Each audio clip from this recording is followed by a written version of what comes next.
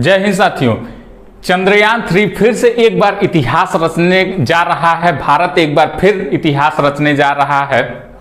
आज हम इस सेशन में जानेंगे कि चंद्रयान 3 जो लॉन्च होने जा रहा है वो कैसे काम करेगा, क्या काम करने वाला है, सारी बातों का डिस्कशन हम लोग आज इस सेशन में करने वाले हैं। साथियों, इस क्लास से आप लोगों को इतना मोटिवेशन मिलने वाला है क्योंकि जो लोग थक के हार जाते हैं, बैठ जाते हैं, किसी एग्जाम में अगर फेल हो गए तो वो एग्जाम छोड़ देते हैं, दोबारा नहीं परीक्षा देते हैं, लेकिन उनको आज इस क्लास से, इस सेशन से सीख मिलेगी कि एक बार कैसे इसरो फेल हो जाने के बाद दोबारा कैसे बढ़ चढ़ के हिस्सा ले रहा है, कैसे उस पर काम किया है, कितना काम किया है, कैसे और ज्यादा मोटिवेट होकर के उस पर और ज्यादा मेहनत किया है। इस सेशन में आप लोगों को यही जानकारी मिलने वाली है। साथियों, कोई गिरने में राजी है, कोई गिराने में राजी है। जो गिर कर संभल जाए वही जीतता हर बाजी है। तो हमें हार नहीं मानना चाहिए। जब तक तोड़ेंगे नहीं तब तक छोड़ेंगे नहीं। ये आप लोगों के अंदर भी ये हौसला होना चाहिए कि हमें हार नहीं मानना है। कब तक? जब तक हमें सफलता नहीं मिल जाती है। बात करते हैं इसरो की, तो इसरो की स्थापना 15 अगस्त 1969 को हुई थी। इसका मुख्यालय बेंगलुरु में है। चंद्रयान 3 लॉन्च होने जा रहा है, लेकिन हम बात करते हैं, आपके मन में, आपके जहन में ये सवाल जरूर उठ रहा होगा कि चंद्रयान फर्स्ट क्या था, चंद्रयान सेकंड क्या था। तो चंद्रयान फर्स्ट भी भेजा गया था 22 अक्टूबर 2008 को और यह 30 सितंबर 2009 तक ये काम किया था। यह मात्र चंद्रमा के चारों तरफ घूमने के लिए, उसका अवलोकन करने के लिए यह मिशन भेजा गया था चंद्रयान फर्स्ट को। चंद्रयान सेकंड की बात करते हैं, जो चंद्रमा पर लैंड करने के कुछ ही क्षण पहले ऑर्बिटर से लैंडर और रोवर का कनेक्शन टूट गया था, जिससे हमारा मिशन क्या हुआ था? फेल हो गया था। पूरी तरीके से फेल नहीं हुआ था। आगे के सेशन में हम लोग यही जानने वाले हैं कि चंद्रयान 2 पूरी तरीके से फेल नहीं हुआ था। अभी भी उसका ऑर्बिटर काम कर रहा है और चंद्रमा के चारों तरफ चक्कर लगा रहा है। इस चंद्रयान 3 में हम इसकी आवश्यकता पड़ने पर ऑर्बिटर 2 की भी मदद लेने वाले हैं, ताकि कोई ये ना कहने पाए कि चंद्रयान 2 पूरी तरीके से फेल हो गया था। हम ये भी दिखा देंगे कि चंद्रयान 2 भी हमारा सक्सेसफुल था और चंद्रयान 3 भी सक्सेसफुल रहेगा और इस बार झंडा चंद्रमा पर जरूर गाड़ेगा। पूरी तैयारी, इतनी तकनीकी के साथ ये पूरी चीजें उभर के आई हैं कि आप लोग खुद कहेंगे कि इस बार इसको इतिहास रचने से कोई नहीं रोक सकता। चंद्रयान 2 की बात करते हैं तो 22 जुलाई 2019 को लॉन्च हुआ था। जब कोरोना आया था तभी ये लॉन्च हुआ था 22 जुलाई को।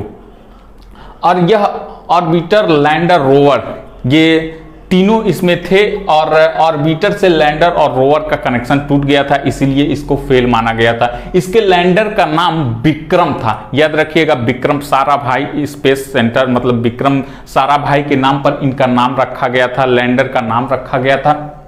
और इसको किस रॉकेट से छोड़ा गया था ये महत्वपूर्ण था, क्योंकि कई एग्जामों में ये पूछा गया है। तो GSLV मार्क 3M1 यानी मिशन 1 से इसको भेजा गया था।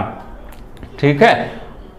और इसकी अध्यक्षता, ये चंद्रयान 2 की अध्यक्षता कौन किया था? तो चंद्रयान 2 के जब छोड़ा गया था तब उस समय के सिवान उसके अध्यक्ष थे, इसरो के अध्यक्ष थे। वर्तमान में इसरो के अध्यक्ष कौन है? तो S सोमनाथ जी वर्तमान में इसरो के अध्यक्ष हैं।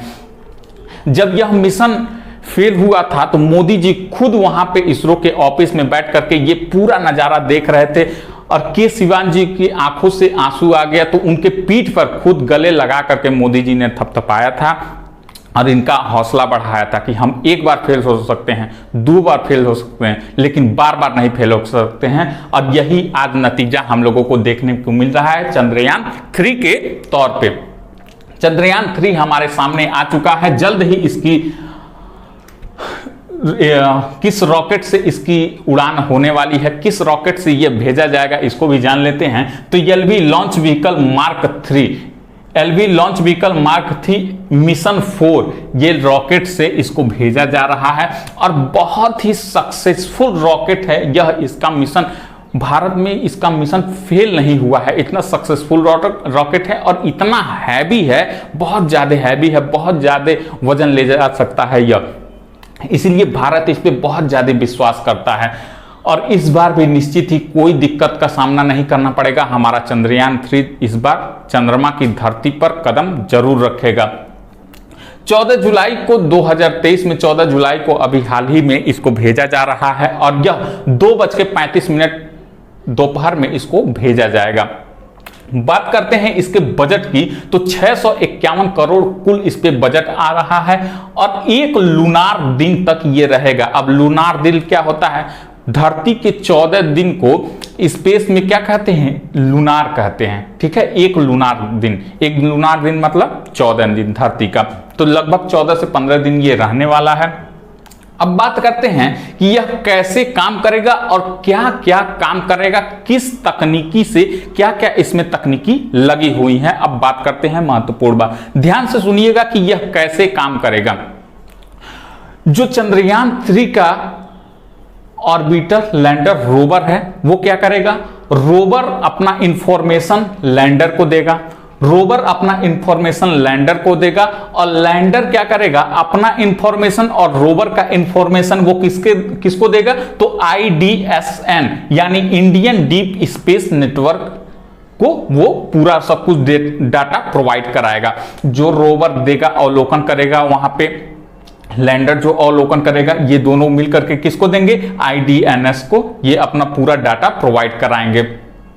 अब सुनिए कि क्या क्या ये करने वाला है, कैसी कैसी तकनीकी इसमें लगी हुई है। अगर हम बात करते हैं इस बार के लैंडर का, पिछली बार का लैंडर फेल हो गया था, लेकिन इस बार का लैंडर हमारा फेल होने वाला नहीं है। इसमें और भी ज्यादा तकनीक इसमें जोड़ा गया है। क्या क्या जोड़ा गया है? वहां पे जाएगा लैंडर तो क्या क्या तकनीकी के साथ जाएगा, तो वहां पे ऊंचाई कितनी है, किस हाइट से हमको उड़ान भरनी है, कहां पे कितनी हाइट है, ये सबका अवलोकन करेगा। साथ ही साथ उसकी गति क्या चल रही है, सारा कुछ ही हमें बताएगा, IDSN को बताएगा।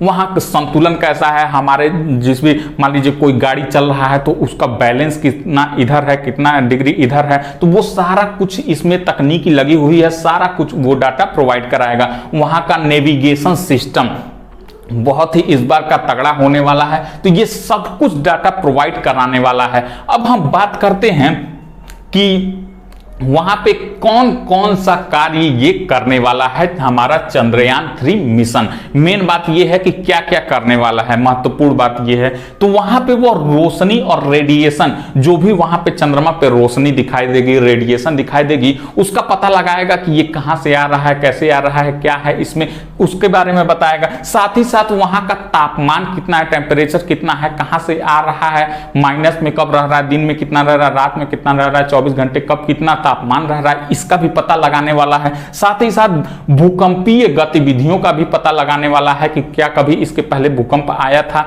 या फिर आने की संभावना है, सब कुछ इसमें लगा हुआ है, वो पता लगाएगा। इसके साथ साथ प्लाज्मा घनत्व का भी पता लगाने वाला है। अब प्लाज्मा क्या होता है? प्लाज्मा जैसे कि रोड बनता है तो अलकतरा होता है, अलकतरा तो वो अलकतरा ही होता है, न ठोस में गिना जाता है न द्रव में गिना जाता है। जैसे उसको अलग करेंगे तो वो टूट के अलग भी नहीं होगा, वो मतलब कि एक तरीके से वो उसमें उलझा रहता है, तो वो क्या होता है? प्लाज्मा होता है। तो उसका घनत्व तो कितना है वहां पे, तो वो भी इसका सब पता लगाने वाला। तो ये हमारा चंद्रयान 3 मिशन इतना सक्सेसफुल हो जाएगा, ये सारा कुछ पता लगा करके हमें पूरा डाटा प्रोवाइड कराएगा। आप लोग यही भगवान से दुआ करिएगा कि इस बार हमारा लैंडर, रोवर चाहे ऑर्बिटर का कनेक्शन न टूटने पाए, और निश्चित ही इस बार इतनी तकनीकी के साथ जा रहा है कि इसका तकनीकी के साथ कि मतलब कि इसका संपर्क टूटेगा ही नहीं। खैर, इतने बड़े बड़े वैज्ञानिक इसमें लगे हुए हैं, मोदी जी भी इनको बधाइयां दे चुके हैं आगामी 14 जुलाई के लिए, और आशा करते हैं कि यह अपना मिशन सक्सेसफुल करेगा ही करेगा। आप लोग कमेंट करके जरूर बताइएगा कि क्या यह मिशन सक्सेसफुल होगा या फिर नहीं होगा। आई होप ये पूरी बातें आप लोगों को समझ में आ गई होंगी कि क्या करने वाला है, कैसे काम करने वाला है, क्या क्या तकनीकी लगी हुई हैं। अगर आप लोगों को यह वीडियो अच्छी लगी हो तो वीडियो को लाइक कर दीजिएगा, और जिस दिन यह मिशन छोड़ा जाएगा मैं 14 तारीख की शाम में या फिर 15 तारीख की शाम में फिर से यह वीडियो लेकर के आने वाला हूं आप लोगों के सामने। मिलते हैं नए क्लास में नए सेशन के साथ, तब तक के लिए धन्यवाद।